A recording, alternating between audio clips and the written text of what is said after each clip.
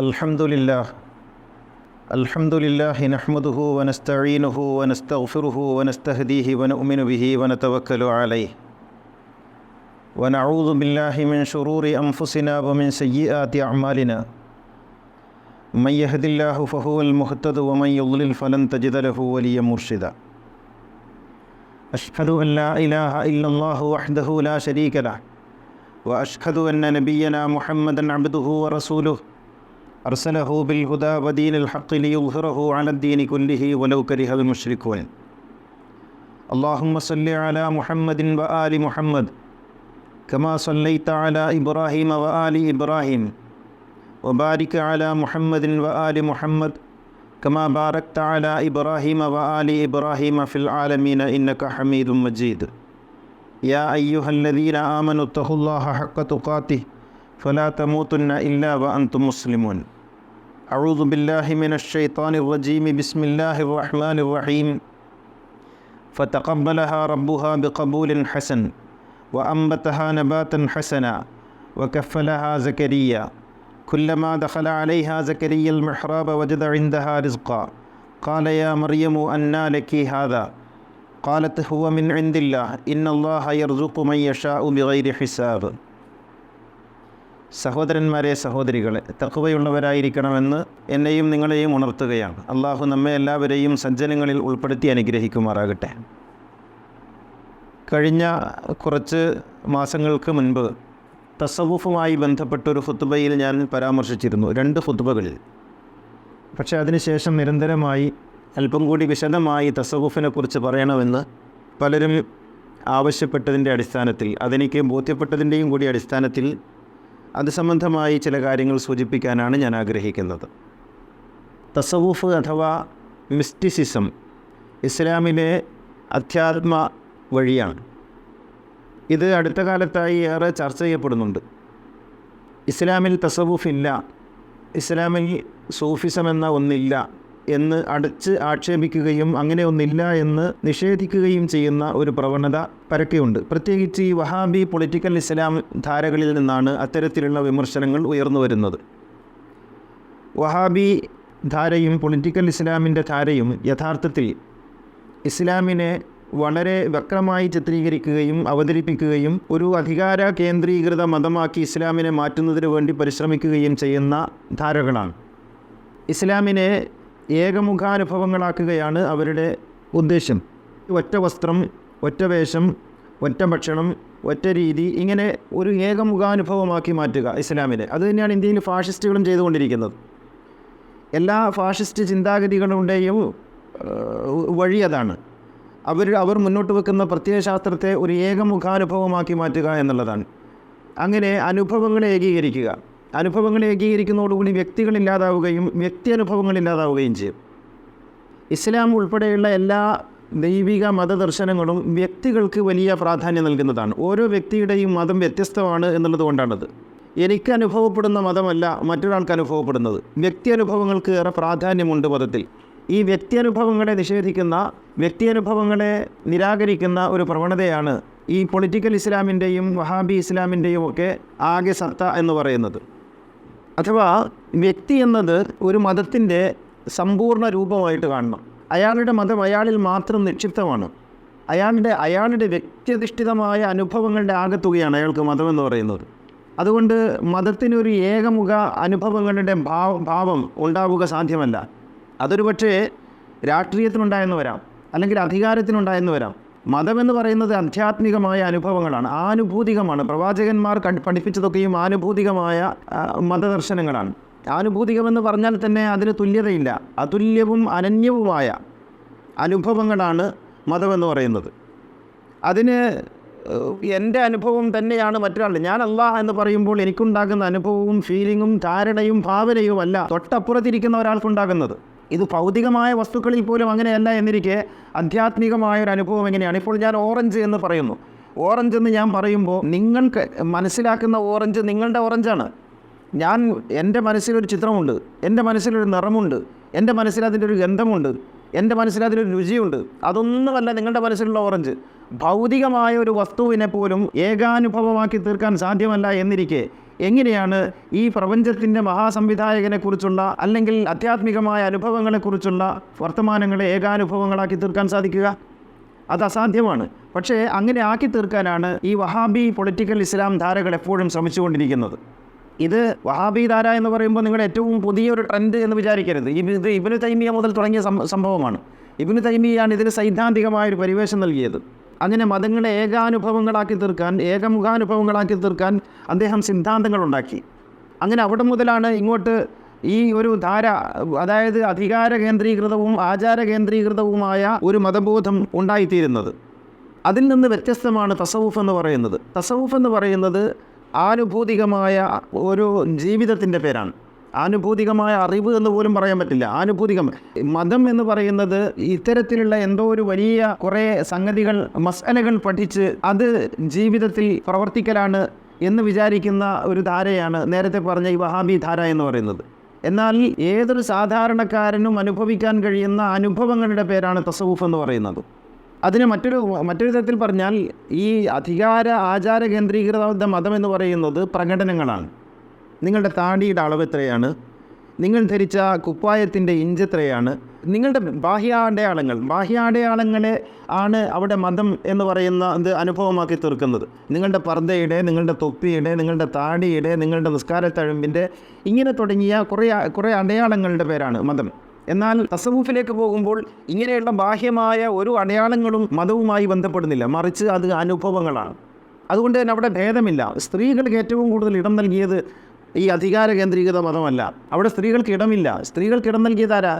തസവുഫാണ്. റാബിയ ബസ്രിയെ, നഫീസ മിസ്രിയെ, ഇനി അങ്ങോട്ട് പുറകോട്ട് പോയി നോക്കിയാൽ മറിയം ബീവിയെ, ഞാനിവിടെ ഓതി വെച്ച ആയത്തുണ്ടല്ലോ, ആയത്തിൽ പറയുന്നത് ഫതഖബ്ബലഹ റബ്ബുഹാ ബിഖബൂലിൻ ഹസൻ, മറിയമിനെ അള്ളാഹു സ്വീകരിച്ചു. ഇവിടെ അള്ളാഹു ഇങ്ങനെ ഈ അർത്ഥത്തിൽ പറഞ്ഞിട്ടുള്ളത് ആയൻ കായൻ, ഹാബീൽ കാബീലിനെ കുറിച്ച് മാത്രമാണ്. അതിനുശേഷം പറഞ്ഞിരിക്കുന്നത് മറിയം ബീവിയെക്കുറിച്ചാണ്. ഫതഖബ്ബലഹ റബ്ബുഹാ ബിഖബൂലിൻ ഹസൻ. അവിടെ പോലും പറഞ്ഞിരിക്കുന്നത് അവരുടെ കർമ്മങ്ങളെക്കുറിച്ചാണെങ്കിൽ ഇവിടെ മറിയമിനെ സ്വീകരിച്ചു എന്നാണ് പറയുന്നത്. മറിയം എന്ന വ്യക്തിയെ സ്വീകരിച്ചു എന്നാണ് പറയുന്നത്. എന്നിട്ട് അള്ളാഹു പറയുന്നത് അമ്പത്തഹ നബാത്തൻ ഹസന, അവൾ നന്നായി വളരെ നല്ല നിലക്ക് അവളെ വളർത്തി. ഇപ്പോൾ കഫലഹ സക്കരിയ അവളുടെ ഗുരുവായി തീർന്നു. കുല്ലമ്മ ദഖല അലൈഹ സക്കരിയൽ മെഹ്റാബ, അങ്ങനെ ഗുരു മറിയമിൻ്റെ അടുത്തേക്ക് പോകുമ്പോൾ വജദ ഇൻദഹ റിസ്ഖ, അവളുടെ അടുക്കൽ അനന്യമായ, അതുല്യമായ, അസാധാരണമായ ജ്ഞാനവിഭവങ്ങൾ കണ്ടു. അപ്പോൾ ഖാല യാ മറിയമു അന്നാലക്കി ഹാദ, ഇതൊക്കെ എങ്ങനെയാണ് നിനക്ക് ലഭിച്ചത് എന്ന് സക്കരിയ ചോദിച്ചു, ഗുരു ചോദിച്ചു. ഖാലത്ത് ഹുവ മിൻ ഇൻദില്ലാഹ്, ഇതെല്ലാം ദൈവത്തിൽ നിന്നുള്ളതാണ്, അള്ളാഹുവിൽ നിന്നുള്ളതാണെന്ന് മറിയം മറുപടി പറഞ്ഞു. ഇവിടെ ഗുരുവിനെ അത്ഭുതപ്പെടുത്തുന്ന, ഗുരുവിനെ ആശ്ചര്യപ്പെടുത്തുന്ന ജ്ഞാനത്തിൻ്റെ ഉടമ ഒരു പ്രവാചകനെ ആശ്ചര്യപ്പെടുത്തുകയാണ്. സക്കരിയ എന്ന് പറഞ്ഞാൽ ഒരു മഹാപ്രവാചകനാണ്, മഹാഗുരുവാണ്. ആ ഗുരുവിനെ പോലും ആശ്ചര്യപ്പെടുത്തുന്ന ഒരു അനുഭവത്തിൻ്റെ സഞ്ചയമായി മറിയമിനെ അവതരിപ്പിക്കുകയാണ് ഖുർആൻ. ഇത് ഒരു അധികാര മതത്തിന് അല്ലെങ്കിൽ ഈ പാരമ്പര്യ മതത്തിന്, ആചാര കേന്ദ്രീകൃതമായ മതത്തിന് സാധ്യമല്ല. അവർക്ക് ആലോചിക്കാൻ പോലും കഴിയില്ല. ഒരു പെണ്ണ് പ്രവാചകനെ അത്ഭുതപ്പെടുത്തുന്ന ജ്ഞാനത്തിൻ്റെ ഉടമയായി തീരുക. അവിടെ ഭക്ഷണം എന്നൊക്കെയാണ് പറയുന്നത്. അവിടെ ആപ്പിൾ കണ്ടു, ഓറഞ്ച് കണ്ടു, നാട്ടിലില്ലാത്ത പഴങ്ങൾ കണ്ടു എന്നാണ്. പഴങ്ങളല്ല, മറിച്ച് സക്കരിയ നബിയെ പോലും അത്ഭുതപ്പെടുത്തുന്ന ജ്ഞാനത്തിൻ്റെ ഒരു സഞ്ചയമായി, ജ്ഞാനത്തിൻ്റെ ഒരു ഭണ്ഡാരമായി മറിയം മാറിയത് കണ്ടിട്ടാണ് സക്കരിയ നബി അത്ഭുതത്തോടെ ചോദിക്കുന്നത്, ഇതൊക്കെ എങ്ങനെ സാധിച്ചു? അപ്പോൾ ഇതൊക്കെ ദൈവികമാണ്. അപ്പോൾ ദൈവികമായ ഒരു ബന്ധം പുരുഷനെന്ന പോലെ സ്ത്രീക്ക് സാധിക്കുമെന്നും പുരുഷനേക്കാൾ കൂടുതൽ സാധിക്കുമെന്നും അവിടെ മറിയം പ്രൂവ് ചെയ്യുകയാണ്. പ്രവാചകൻ്റെ മുന്നിൽ വെച്ച് പ്രൂവ് ചെയ്യാണ്. അത് അംഗീകരിച്ചു കൊടുക്കുകയാണ് സക്കരിയ നബി. ഗുരുവിനെ തോൽപ്പിക്കുന്ന ഒരു ശിഷ്യയുടെ വളർച്ചയാണ് അവിടെ സാധിക്കുന്നത്. ഇതാണ് സൂഫി പാരമ്പര്യം എന്ന് പറയുന്നത്. ഇതാണ് തസവുഫിൻ്റെ പാരമ്പര്യം. ഈ പാരമ്പര്യത്തെ നിഷേധിക്കുകയാണ്, ഈ പാരമ്പര്യത്തെ ഇല്ലാതാക്കുകയാണ് ഈ വഹാബി ധാര ചെയ്യുന്നത്, അല്ലെങ്കിൽ പൊളിറ്റിക്കൽ ഇസ്ലാമിൻ്റെ ധാര ചെയ്യുന്നത്. കാരണം ഇത് അങ്ങനെ അവർ എതിർക്കേണ്ടതുണ്ട്. അതിൻ്റെ കാരണം തസവുഫ് എന്ന് പറയുന്നത് സ്നേഹത്തിനധിഷ്ഠിതമായ, തസവുഫിൻ്റെ ഒരു അടിസ്ഥാനം സ്നേഹമാണ്. ആ സ്നേഹത്തെ അടിസ്ഥാനപ്പെടുത്തിയാണ് തസവുഫ് വളരുന്നത്, അല്ലെങ്കിൽ തസവുഫ് വികസിക്കുന്നത്. ഇസ്ലാമിക ആധ്യാത്മികതയുടെ അടിയാധാരം സ്നേഹമാണ്. പൊളിറ്റിക്കൽ ഇസ്ലാമിൻ്റെ ആധാരം എന്താണ്? അല്ലെങ്കിൽ വഹാബി ഇസ്ലാമിൻ്റെ ആധാരം എന്താണ്? അത് വെറുപ്പാണ്. അപരനെ വെറുക്കുക എന്നുള്ളതാണ്. എങ്ങനെ നിങ്ങൾക്ക് ഇസ്ലാമിൽ നിന്ന് ഒരാളെ പുറത്താക്കാൻ സാധിക്കുമോ ആ വഴികളിലൂടെയൊക്കെ പുറത്താക്കണം എന്നുള്ളതാണ്. എങ്ങനെയൊക്കെ അപരനെ മാറ്റി നിർത്താൻ സാധിക്കുമോ മാറ്റി നിർത്തണം എന്നുള്ളതാണ്. എങ്ങനെ ഒരാളെ നരകത്തിൻ്റെ അവകാശി എന്ന് വിധിക്കാൻ പറ്റുമോ അങ്ങനെ വിധിക്കണം എന്നുള്ളതാണ്. അങ്ങനെ ബാഹ്യമായ അടയാളങ്ങളെ പോലും കണ്ടുപിടിച്ച് സൂക്ഷ്മമായി ബൈനോക്കുലർ വെച്ച് നിരീക്ഷിച്ച് നരകത്തിൻ്റെ അവകാശികളെ കണ്ടെത്തി അങ്ങനെ പെറുക്കി നരകത്തിലേക്ക് മാറ്റിവെക്കുന്നതിൻ്റെ പേരാണ് അധികാര ഇസ്ലാം എന്ന് പറയുന്നത്. അതാണ് വഹാബി ഇസ്ലാം, അതാണ് പൊളിറ്റിക്കൽ ഇസ്ലാം. ഇതിൽ നിന്ന് വ്യത്യസ്തമായി സ്നേഹത്തെ അടിസ്ഥാനപ്പെടുത്തിയുള്ള ഒരു ദർശനത്തിൻ്റെ പേരാണ് തസവുഫ് എന്ന് പറയുന്നത്. ഇത് രണ്ടും ഒരിക്കലും യോജിക്കൂല. അതുകൊണ്ട് തസവുഫ് വളർന്നാൽ ഇവിടെ വഹാബി ഇസ്ലാമിനെ നിലനിൽക്കാൻ കഴിയില്ല, പൊളിറ്റിക്കൽ ഇസ്ലാമിനെ നിലനിൽക്കാൻ കഴിയില്ല. അതുകൊണ്ട് തസവുഫിനെ അവർ അടച്ചാക്ഷേപിക്കുന്നു മാത്രമല്ല, അവർ ഒരു ഹദീത്ത് പോലും ഉണ്ടാക്കി, മൻ സമിഅ സൗത അഹ്ലി തസവുഫി ഫലാ യുഅമ്മിനു അലാ ദുആഇഹിം കുതിബ ഇൻദല്ലാഹി മിനൽ ഗാഫിലിൻ. ഏതെങ്കിലും സൂഫി പ്രാർത്ഥിക്കുന്നത് കേട്ടാൽ ആമീൻ പോലും പറയരുത്, കാരണം അവൻ അള്ളാഹു അവഗണിച്ച ആളുകളാണ് എന്ന് പറഞ്ഞുകൊണ്ട് തസവുഫിൻ്റെ ആളുകളെ അടച്ചാക്ഷേപിക്കുന്ന വിധത്തിലുള്ള ഹദീത്തുകളും അതുപോലെയുള്ള വാറോലകളും അവരുണ്ടാക്കി എന്നുള്ളതാണ്. ഇതാണ് യഥാർത്ഥത്തിൽ തസവുഫിനെ നമ്മൾ മനസ്സിലാക്കേണ്ടത്. തസവുഫാണ് ഇസ്ലാമിൻ്റെ അടിസ്ഥാനം. ഇസ്ലാമിനെ മനസ്സിലാക്കാൻ കഴിയണമെങ്കിൽ മുഹമ്മദ് നബിയുടെ ദീനിനെ, അത് നമുക്ക് വളരെ പെട്ടെന്ന് മനസ്സിലാകും. ലോകത്തുള്ള എല്ലാ സൂഫി ധാരകളും ചെന്നെത്തുന്നത് ഒരു പോയിന്റിലാണ്, ഒരു വ്യക്തിയിലാണ് ചെന്നെത്തുന്നത്. അതാരാണെന്ന് ചോദിച്ചാൽ അലി ഇബ്നു അബീ ത്വാലിബാണ്. അന മദീനത്തുൽ ഇൽമി വഅലിയും ബാബുഹ.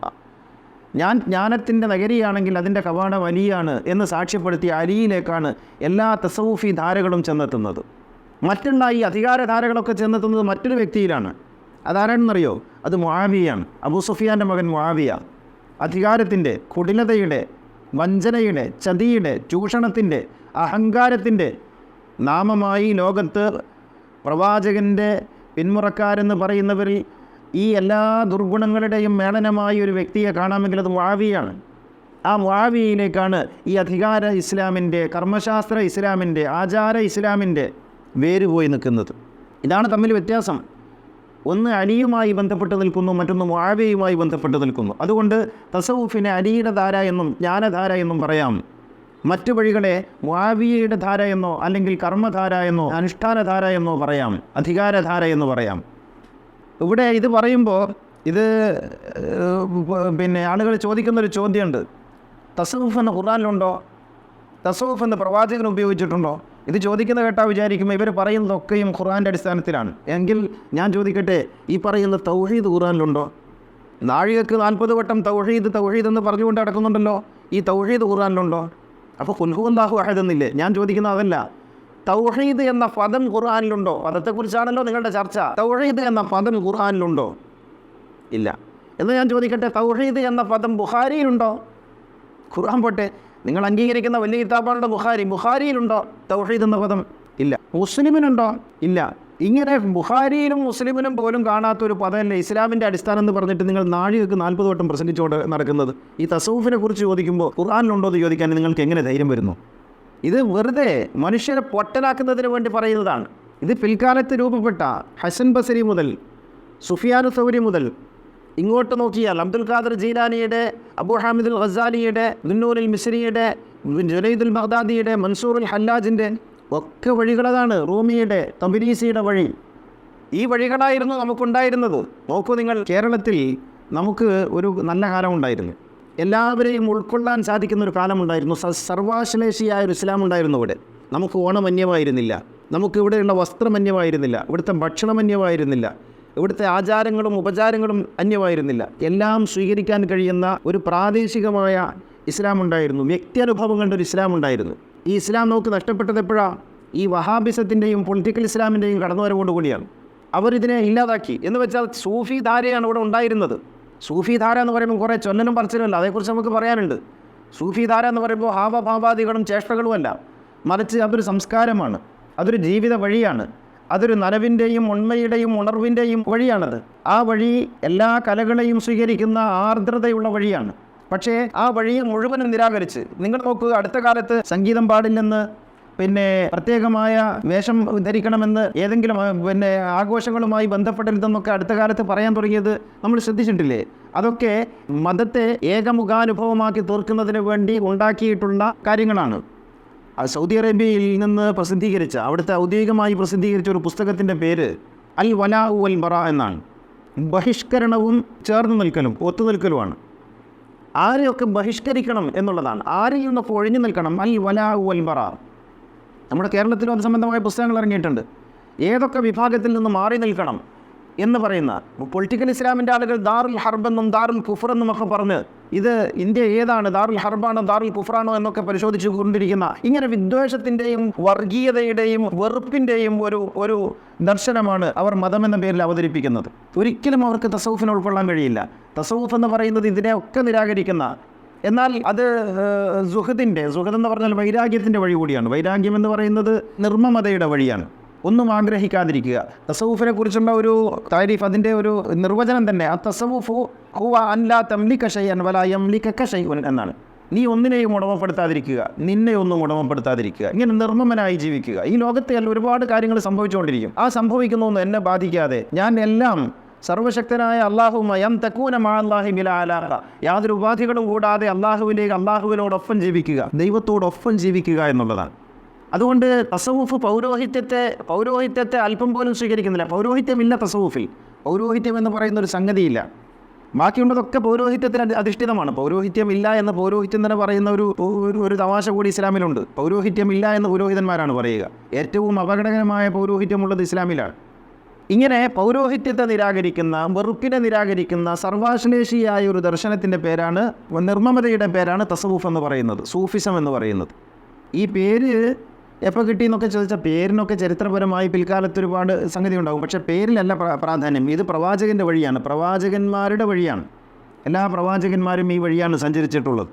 പക്ഷേ എല്ലാ മതത്തിലും എന്ന പോലെ ഇസ്ലാമും ഒരു അധികാരത്തിൻ്റെ ചവിട്ടുപടിയാണ് എന്ന് കണ്ടപ്പോൾ ഇസ്ലാമിനെ അധികാരത്തിൻ്റെ ചവിട്ടുപടിയാക്കുന്നതിന് വേണ്ടി അവർ ഇസ്ലാമിൻ്റെ ഇത്തരത്തിലുള്ള എല്ലാ നനവുകളെയും മാറ്റിവെച്ച് ഇസ്ലാമിനെ വരണ്ട ഒരു ഇരുമ്പുലക്കം പോലുള്ള ഒരു പ്രത്യയശാസ്ത്രമായി ജനങ്ങൾക്ക് മുകളിലേക്ക് അടിച്ചേൽപ്പിക്കുകയായിരുന്നു എന്ന് നമ്മൾ മനസ്സിലാക്കണം.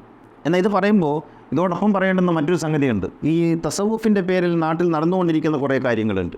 ഇത് പറഞ്ഞിട്ടില്ലെങ്കിൽ ഈ വിഷയം പൂർത്തിയാവില്ല. തസവുഫിൻ്റെ പേരിൽ നടന്നുകൊണ്ടിരിക്കുന്ന കുറേ തസവുഫിൻ്റെ പേരിലുള്ള പൗരോഹിത്യമുണ്ട്. അത് മതത്തിലെ പൗരോഹിത്യത്തെക്കാൾ കൂടുതൽ അപകടകരമാണ്, ആപത്കരമാണത്. ജനങ്ങളെ അടിമകളാക്കി വെക്കുന്നതിൻ്റെ പേരാണ് തസവുഫിൽ. യഥാർത്ഥ തസവുഫിൽ അധികാരമില്ല, മേധാവിത്വമില്ല. അവിടെ ഗുരുശിഷ്യ പാരസ്പര്യമാണ്. ഗുരുവും ശിഷ്യനും തമ്മിലുള്ള ഒരു പാരസ്പര്യത്തിൻ്റെ പേരാണ് തസവുഫ്. ഇപ്പോൾ സക്കരിയ നബിയും മറിയം ബീവിയും കണ്ടില്ലേ? സക്കരിയ നബിയെ പോലും അത്ഭുതപ്പെടുത്തുന്ന ജ്ഞാനം മറിയം ബീവിയിലുണ്ടായപ്പോൾ അത് അപ്രിഷ്യേറ്റ് ചെയ്തു, അതിനെ അനുമോദിച്ചു, പ്രശംസിച്ചു. അത് നല്ലതെന്ന് പറഞ്ഞു. എന്ന് മാത്രമല്ല, ഈ മറിയമ്മിനെ പോലെ കുഞ്ഞുണ്ടാകണമെന്ന് പ്രാർത്ഥിക്കുക പോലും ചെയ്തു. ഇതാണ് ഗുരു. ഇത് ഗുരുശിഷ്യ പാരസ്പര്യമാണ്. ഗുരു ഒരിക്കലും ഭാരമല്ല, ബാധ്യതയുമല്ല. തസവുഫിലൊരു ഗുരു നിങ്ങൾക്കുണ്ടെങ്കിൽ, നിങ്ങൾക്ക് ചിറക് മുളച്ചാൽ ഗുരു നിങ്ങളെ അങ്ങ് വിടും. പിന്നെ നിങ്ങൾക്ക് നിങ്ങളുടെ ആകാശത്തിൽ പറക്കാം, നിങ്ങൾക്ക് നിങ്ങളുടെ അനുഭവം സ്വന്തമാക്കാം. അങ്ങനെ നിങ്ങൾക്ക് ആ ഗുരുവിൻ്റെ ഭാരവും പേര് നടക്കേണ്ട ഒരു കാര്യമില്ല. ആ ഗുരുവിനെ ഷെയ്ഖായി സ്വീകരിച്ച് എല്ലാം അയാൾ കടിയറ വെച്ച് അങ്ങനെ ഷെയ്ഖിൻ്റെ മുന്നിൽ പോയി തൊഴുത് കുമ്പിട്ട് അങ്ങനെ ഒരു വഴിയില്ല ഇസ്ലാമിൽ. അത് തസവുഫിൻ്റെ വഴിയല്ല, അത് തരീഖത്തിൻ്റെ വഴിയാണ്. ഇത് രണ്ടാണ്. തരീഖത്ത് തസവുഫിനെ ഇൻസ്റ്റിറ്റ്യൂട്ടലൈസ് ചെയ്യുന്നതിൻ്റെ പേരാണ്. തരീഖത്ത് വേറെയാണ്, തസവുഫ് വേറെയാണ്. തസവുഫ് എന്ന് പറയുന്ന ഒരു ദർശനത്തിൻ്റെ പേരാണ്, തരീഖത്ത് വേറെയാണ്. അപ്പോൾ തസവുഫിനെ കുറിച്ച് പറയുമ്പോൾ ആളുകൾ ചോദിക്കും, അവിടെ അങ്ങനെ ഉണ്ടല്ലോ, ഇവിടെ ഇങ്ങനെ ഉണ്ടല്ലോ. അത് തസവുഫല്ല. മുഹമ്മദ് നബിയും നിലവിലുള്ള ഇസ്ലാമും എങ്ങനെയാണോ എന്നതുപോലെയാണ് തസവുഫും നിലവിലുള്ള തരീഖത്തുകളും. എല്ലാ തരീഖത്തുകളും മോശമാണെന്ന് ഞാൻ പറഞ്ഞതിന് അർത്ഥമില്ല. പക്ഷേ തരീഖത്ത് എന്ന് പറയുന്നത് ഒരു ഷെയ്ഖ് മുരീദ് കളിയാണ്. അവിടെ നിങ്ങളുടെ ഷെയ്ഖിനെ അടിയാൻ വെക്കണം എല്ലാ കാര്യങ്ങളും. നിങ്ങൾക്കുള്ള ഒരു സ്വാതന്ത്ര്യം അവിടെ ഉണ്ടാവില്ല. അപ്പോൾ തരീഖത്തിൻ്റെ വഴി വേറെയും തസവുഫിൻ്റെ വഴി വേറെയുമാണ്. അത് സംഗമിക്കുന്ന ചില കേന്ദ്രങ്ങളൊക്കെ ഉണ്ട് കേട്ടോ. അത് സംഗമിക്കുന്ന തസവുഫും തരീഖത്തും സംഗമിക്കുന്ന, രണ്ടും ഒരുപോലെ പോകുന്ന, ഒരു താളാത്മകതയോടുകൂടി സഞ്ചരിക്കുന്ന ചില കേന്ദ്രങ്ങളുണ്ട്, ഇല്ലെന്നല്ല. പക്ഷേ മിക്കതും നമ്മൾ കാണുന്നത് ഇത്തരത്തിൽ പൗരോഹിത്യത്തിൻ്റെ മറ്റൊരു മുഖമാണ് തസവുഫിൽ നമ്മൾ കാണുന്നത്. ചൊല്ലുന്നതും പാടുന്നതും പറയുന്നതും ചില ആചാരങ്ങളും അനുഷ്ഠാനങ്ങളും ആവഭാവാദികളും ഒക്കെയായിട്ട് ഒരു ഭീകരമായ മതത്തിൻ്റെ പരിവേഷം നമുക്ക് അവിടെ കാണാൻ സാധിക്കും. അപ്പോൾ തസവുഫ് എന്ന് പറയുന്നത് ഉപേക്ഷിക്കാൻ പാടില്ലാത്തതാണ്. നമ്മുടെ കേരളത്തിലുണ്ടായിരുന്ന, ഇന്ത്യയിലുണ്ടായിരുന്നു, നിങ്ങൾ ഖാജ മൊയ്നുദ്ദീൻ ചിശ്തിയുടെ ചരിത്രം പഠിച്ചു നോക്കൂ. ഒരു ഹാർമോണിയവുമായിട്ട് നടന്നയാളാണ്. പിന്നെ ഹസ്രത്ത് നിസാമുദ്ദീൻ ഔലിയ, ഹസ്രത്ത് നിസാമുദ്ദീൻ, അദ്ദേഹത്തിൻ്റെ ശിഷ്യൻ്റെ പേര് അമീർ ഖുസ്രു എന്നാണ്. ഇന്ത്യയുടെ ഉമർ ഖയ്യാം എന്ന് പറയുന്ന അമീർ ഖുസ്രു കവിത രചിച്ച, പാട്ടുപാടിയ, ഖവാലിയുടെ, ഗസലിൻ്റെ അല്ലാമ ഇഖ്ബാലിനെ പോലുള്ളൊരു സൂഫിയെ കാണാനെപ്പോൾ താടിയില്ല. അതാണ് പ്രശ്നം, താടി പഠിച്ച് കിടക്കുന്ന ആളാണെന്നാണ്. പക്ഷേ അല്ലാമ ഇഖ്ബാലിനെ പോലെ ഇസ്ലാമിലെ ആധ്യാത്മികതയെ ഉൾക്കൊണ്ട ഒരാളെ കഴിഞ്ഞ നൂറ്റാണ്ടിൽ വേറെ കാണിക്കാനൊക്കെ മിർസ ഖാലിബിനെ പോലുള്ള. ഇങ്ങനെ നമ്മൾ നോക്കുമ്പോൾ തസവുഫിൻ്റെ തലം, തസവുഫിനെ നമ്മൾ വിശാലം മനസ്സിലാക്കിയാൽ അത് ഉൾക്കൊള്ളലിൻ്റെ ഒരു പ്രത്യയശാസ്ത്രമാണ്. നാരായണ ഗുരുവിനെ ഉൾക്കൊള്ളുന്നതിനൊരു പ്രയാസം ഉണ്ടാവില്ല നമുക്ക്. കാരണം അത് ആധ്യാത്മികതയുടെ നിറവിൻ്റെ മറ്റൊരു നാമമാണ്. ശങ്കരനെ ഉൾക്കൊള്ളുന്നതിന് പ്രശ്നം ഉണ്ടാവില്ല, സെൻകാദറിനെ ഉൾക്കൊള്ളുന്നതിന് പ്രശ്നം ഉണ്ടാവില്ല, മദർ തെരേസയെ ഉൾക്കൊള്ളുന്നതിന് പ്രശ്നം ഉണ്ടാവില്ല. കാരണം ഇത് ഉൾക്കൊള്ളലിൻ്റെ ഒരു പ്രത്യയശാസ്ത്രത്തിൻ്റെ പേരാണ്. അവരൊക്കെയും ഈ ഒരു ആധ്യാത്മിക ഭാവത്തിൻ്റെ മറ്റ് വഴികളാണെന്ന്, അതെല്ലാം അള്ളാഹുവിലേക്കുള്ള യാത്രയുടെ വ്യത്യസ്തങ്ങളായ പര്യായങ്ങളാണെന്ന് നമുക്ക് മനസ്സിലാക്കാൻ കഴിയും. ഇത് തസവുഫിന് മാത്രം സാധിക്കുന്ന ഒരു സംഗതിയാണ്. അതിനാൽ തസവുഫിനെ എതിർക്കുകയും അത് പാടില്ലെന്ന് പറയുകയും ചെയ്യുന്ന ആളുകൾ യഥാർത്ഥത്തിൽ ഉൽപ്പാദിപ്പിക്കാൻ ശ്രമിക്കുന്നത് മതപരമായ വർഗീയതയാണ് എന്ന് നമ്മൾ തിരിച്ചറിയണം. അള്ളാഹു അനുഗ്രഹിക്കുമാറാകട്ടെ. അഖൂലു ഖൗലി ഹാദാ വഅസ്തഗ്ഫിറുല്ലാഹൽ അലീം ലി വലക്കും വഅസ്തഗ്ഫിഹി അന്നി വഅൻകും വഅൻ ജമീഇൽ മുസ്ലിമീന വൽ മുഅ്മിനീന അജ്മഈൻ ഫസ്തഗ്ഫിറുഹു ഇന്നഹു ഹുവൽ ഗഫൂറുർ റഹീം. അൽഹംദുലില്ലാഹില്ലദീ ഹദാനാ ലിഹാദാ വമാ കുന്നാ ലിനഹ്തദിയ ലൗലാ അൻ ഹദാനല്ലാഹ് അസ്സലാത്തു വസ്സലാമു അലാ സയ്യിദിനാ മുഹമ്മദിൻ സയ്യിദിൽ കൗനൈനി മഹ്ബൂബി റബ്ബിൽ മശ്രിഖൈനി വൽ മഗ്രിബൈൻ ഖാതമിൽ അംബിയാഇ സയ്യിദിൽ മുർസലീൻ മുറാദിൽ മുഷ്താഖീൻ മഹ്ബൂബിൽ ആശിഖീൻ ജദ്ദിൽ ഹസനി വൽ ഹുസൈൻ സാഹിബിൽ ഹറമൈനി വബിനി ദബീഹൈൻ സയ്യിദിനാ മുഹമ്മദ് ബിൻ അബ്ദുല്ലാഹി ബിൻ അബ്ദുൽ മുത്തലിബ് സല്ലല്ലാഹു അലൈഹി വഅലാ ആലിഹി വസഹ്ബിഹി അല്ലദീന ജാഹദൂ ബി അംവാലിഹിം ഫീ സബീലില്ലാഹ് وباعوا نفوسهم لدين الهدى رضي الله عنهم ورضوا عنه ذلك لمن خشي ربه إن الله وملائكته يصلون على النبي يا أيها الذين آمنوا صلوا عليه وسلموا تسليما. സഹോദരന്മാരെ സഹോദരികളെ, തഖ്വയുള്ളവരായിരിക്കണമെന്ന് ഒന്നുകൂടി ഉണർത്തുകയാണ്. റമദാനിൻ്റെ അവസാനത്തെ 10ലേക്ക് കടക്കുകയാണ്. ഈ അവസാനത്തെ 10 ആദ്യത്തെ 10 എന്നൊക്കെ പറയുന്നത് കാലവുമായി ബന്ധപ്പെട്ട ചില ഗണനകളാണ് എന്നുള്ളതിൽ ആർക്കും തർക്കമില്ലല്ലോ. സൂര്യൻ ഉദിക്കുന്നു, അസ്തമിക്കുന്നു, എല്ലാ ദിവസവും ആവർത്തിച്ചുകൊണ്ടിരിക്കുന്നൊരു പ്രക്രിയയാണത്. കാലം നിർമ്മമമാണ്, കാലം അനുസ്യൂതമായൊരു പ്രവാഹമാണ്.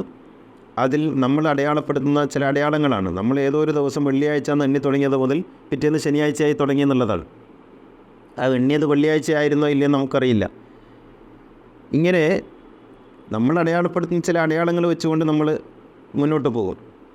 അപ്പോൾ ഈ അവസാനത്തെ 10 വരുമ്പോൾ ഈ പൗരോഹിത്യം മനുഷ്യരെ വട്ടം കറക്കുന്ന ചില പ്രശ്നങ്ങളുണ്ട്. അതിൽപ്പെട്ട ഒന്നാണ് ലൈലത്തുൽ ഖദ്ർ എന്ന് പറയുന്നത്.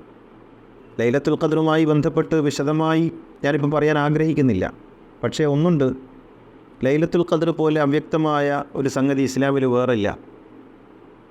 21-നാണെന്ന് സഹീഹായ ഹദീസ്, 23-നാണെന്ന് സഹീഹായ ഹദീസ്, 25-നാണെന്ന്, 27-നാണെന്ന്, 29-നാണെന്ന് സഹീഹായ ഹദീസ്.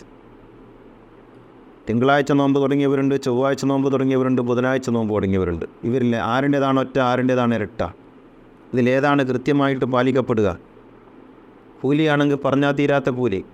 അതിന് തെളിവോ ഇന്നാ അൻസൽനാഹു ഫീ ലൈലത്തുൽ ഖദ്ർ വമാ അദ്റാക മാ ലൈലത്തുൽ ഖദ്ർ ലൈലത്തുൽ ഖദ്രി ഖൈറും മിൻ അൽഫി ഷഹർ എന്ന് പറയുന്നത്.